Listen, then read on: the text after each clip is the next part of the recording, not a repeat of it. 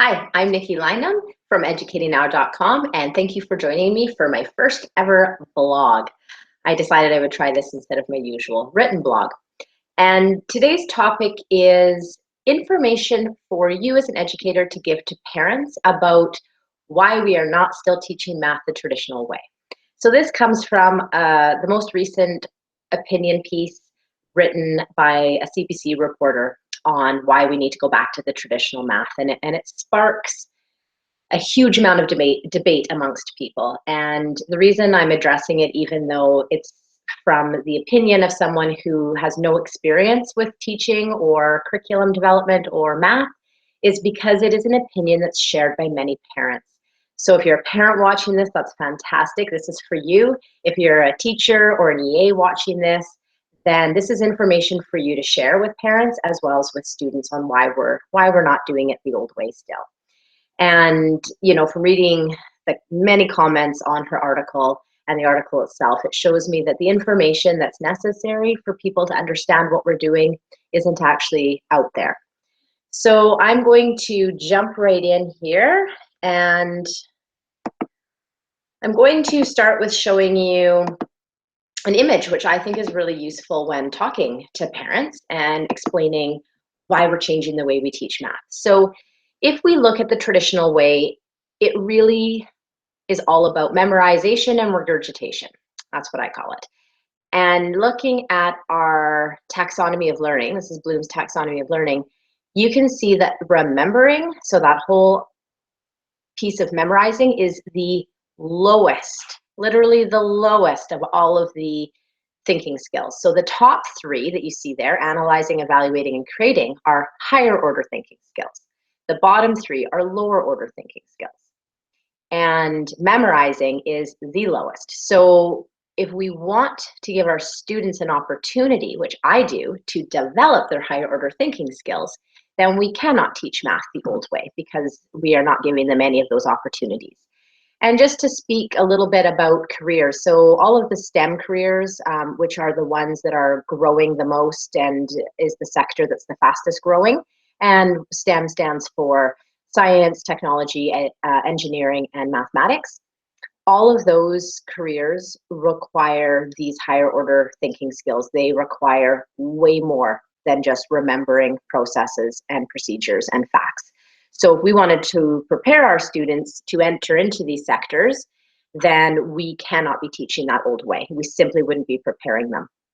The world has changed in the last 10, 20 years, and it is changing at an ever increasing rate, especially with technology. So the way we teach math has to change. But regardless of that, the way we have been teaching math for years still isn't the best way. So one of the biggest things I hear from, parents is they say things to me like, well, the old way worked well for me, or it worked well for all of us, so why won't it work for our students or our kids? And my response is, it didn't work well for everybody. It may have worked well for a few people, but in general, it was really highly ineffective. So let's look at the result of teaching that way, because we have so many generations who were taught procedurally the old way. So let's look at what's come out of that. So the first thing is, I will tell you, I am a math teacher, have been for 16 years. I'm also trained as a high school English teacher and taught that for a number of years as well. And in that 16 years, never once has anyone come up to me and said, oh yeah, I never understood reading and writing, so I can't do it, can't read. The times I've heard hundreds of times, parents, teachers, friends, people I've met along the way who have said to me things like, oh, I was always terrible at math. I never understood math. I can't do math. I'm not a math person. I don't have a math brain. Always saying the same thing. So that tells me right there that we have a big, big problem with the way we've taught math, because if we taught it well, we wouldn't have a society filled with people who openly admit to being bad at math and even brag about it. And this is so common that we see it in books and in movies and on TV shows. There are almost always a character, especially in teen movies, that is struggling with math. And the reason it's there is because it is so common. It's so prevalent for people to struggle through and hate math that we have characters based around that because it's something we can relate to. So if this old way worked really well, would we have so many people with math anxiety and math phobia and being totally innumerate and bragging about it? I don't think so. Some other statistical evidence for you, if you want something a bit more scientific. We know that adults age 40 and above actually fall below the global mean for numeracy. So ages 40 and above means we were all taught procedurally, and we fall below the world average for numeracy. So again, if that old way was really super effective, we wouldn't be below the average. We would be well above it. We would be a numerate society, but instead we're not. We are innumerate, really, as a population. We also have some evidence that's really current from the most recent PISA, which is an international assessment that they do with 15-year-olds from all around the world. And what they discovered during the last round was that students who used memorization as their main way of understanding math and doing math were the lowest performers. And students who used conceptual understanding and connections to understand math were the highest performers. And lastly, there is a huge amount of research done by a lot of different people. I myself have read the research, and this research is as old as 35, 40 years old. It has been happening for the last 3 to 4 decades, and it says the same thing over and over again. Firstly, that teaching procedurally, the old way, does not develop problem-solving skills, nor does it develop understanding the math. So again, if we go back to that Bloom's taxonomy of learning, we are just at the very base. We're talking about only allowing students to develop the lowest level of thinking, which again, I do not feel is going to equip them for their future.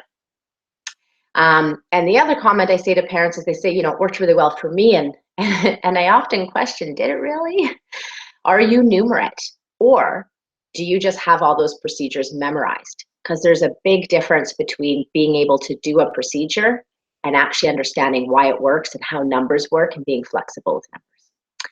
So that's that one. I'm going to move on to the next sort of biggest question, and I'm trying to keep this short, so I'm not going to give you all the stuff I would love to say. If you want to hear more, please let me know, and I will absolutely do a part 2 and 3, and I could do this for hours, but I won't do that to you.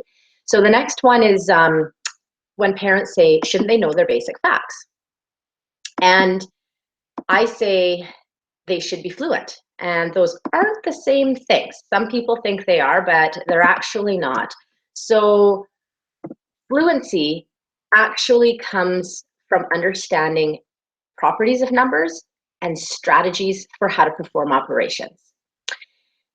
It also is developed through practice of using these strategies and these properties. So it does not come from rote memorizing. And in fact, a lot of people who have used just rote memorizing as their way to, you know, do math are not fluent at all, which means that they only have one way to do every type of problem instead of having multiple ways depending on the problem given. So here's an example that drives parents nuts, and I've seen this a lot, so I want to talk you through it, because absolutely when I first look at this, it seems convoluted, and I can see why parents kind of get all up in arms and people laugh and they think this is so silly. So first of all, what they say to me is, why wouldn't they just stack them? Like if you're trying to do 42 take away 17, just stack them. And I do want to say, first of all, that stacking, the traditional algorithm, is not easy for kids. So I work in a middle school. We do a diagnostic assessment with our grade 6s, and every single year for the past 5 years, more than half, usually around 60 to 70% of them, cannot do subtraction by stacking. All of them try. They've obviously been taught. What they do is they forget to do the borrowing or the regrouping, or they do all sorts of wackadoo things. So we've got, these kids who were taught this traditional procedure in grade 2 and then 3 and then 4 and 5, and in grade 6 they still can't do it. That tells me this is not easy, and it is not the best way for them. They also often have no clue what they're doing, even if they are able to perform it. So The other thing I want to point out is, doing a question like this mentally by stacking is not easy, especially for kids, because it takes a lot of their working memory to do the stacking and the regrouping and carrying and all that kind of stuff. And kids' working memories aren't fully developed. They don't fully develop until a person's about 18. So this is actually a terrible method to do mental arithmetic, the stacking.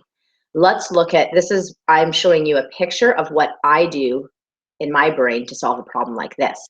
And I can do it very, very quickly because I'm numerate.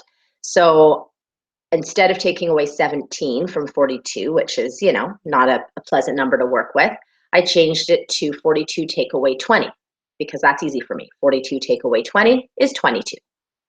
But I obviously took away 3 too much, so I just added that 3 back on, which brings me up to 25. That's another easy calculation. So I can calculate 42 take away 17 within a second or two by using this strategy, and kids can become just as proficient with time. So that distinction between memorizing basic facts and developing fluency is really, really important. You will see on Educating Now, we have a parent page that gives parents all this information if they want more about that. Okay, so the last thing I want to talk about is the comments that I see where people say things like, this new math is so ridiculous. My kid they're struggling for hours trying to figure out how to, whatever it is they're doing. Maybe it's adding fractions and they have to use visuals, and it's just so hard for them, and I hate watching my kids struggle, and then I just show them my way, my traditional algorithm, and they find it easy and they can do it. Like, why aren't teachers teaching it this way?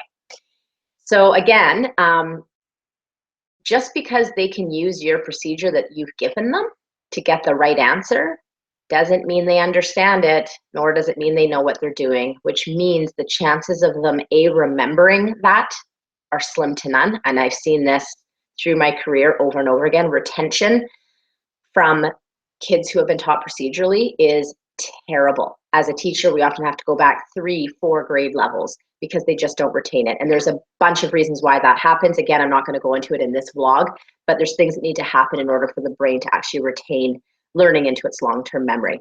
And those things include meaning and understanding, which don't happen with the traditional way of teaching. So that's one of the problems is, you think they're getting it because they can use your procedure to get the right answer, but that doesn't mean they've learned it. It doesn't mean they actually understand what they're doing. And the reason why we're using the methods we do and we use visuals is because as humans, we take in 70 to 90% of our information visually. So we're helping kids to literally see the math so that they can make sense of it, to understand it, so then they can apply it and, eventually go up that taxonomy of thinking skills to create with it, to apply it to totally new situations and use it to be creative. And, the other piece I want to say about that is that just because the kids are struggling doesn't make what we're doing wrong. And in fact, struggle is good. It's necessary in order for really good learning to happen. So really what we need to do is, instead of, rescuing kids when they're frustrated because they're trying to develop that understanding by giving them shortcuts they don't understand, we need to teach them how to have a growth mindset and how to persevere through that frustration. This is how we develop grit. And we know, and there's a ton of research on this, that shows that the people that are the most successful and happy in life have this grit or a growth mindset. They're able to persevere. They learn from their mistakes. They understand mistakes are a necessary part of learning. So when your child is struggling to figure out how to add fractions, that's not a bad thing. That's a good thing. It means that we're challenging them at the appropriate level. Because if they're not being challenged, they're not learning as much as they could be. So what we need to do is support them in reframing struggle from being something bad that means that we're doing something wrong, to actually realizing that the struggle is necessary for great learning and we're doing something really beneficial, and we're equipping these kids with really important life skills. So I'm going to stop there. Like I said, I really could talk about this for hours. If you do have other suggestions for vlogs that you want to hear about or know more about, or if you want me to continue on this topic, please feel free to email me, nikki@educatingnow.com. That's Nikki @educatingnow.com. And let me know. Please share this with other educators, with parents, with anyone who you think would benefit from learning why we're doing what we're doing. I fully understand why people get upset. Humans in general resist change, but I wish that people could have the experiences I've had. I did teach math traditionally for the first 6 years, and the last 10 I've taught it this way, and the difference is mind-blowing. It's why I'm so passionate. It's why I'm doing the work I do, trying to help educate every single teacher out there on how to teach math this way, because the difference it makes for kids is so astounding and so positive that I just feel like every single child deserves to feel confident in math and to be able to understand it so that they have every opportunity in life and so that they're a numerate person and that they can understand how numbers will help them in their daily lives. So thank you for joining me and have a great day.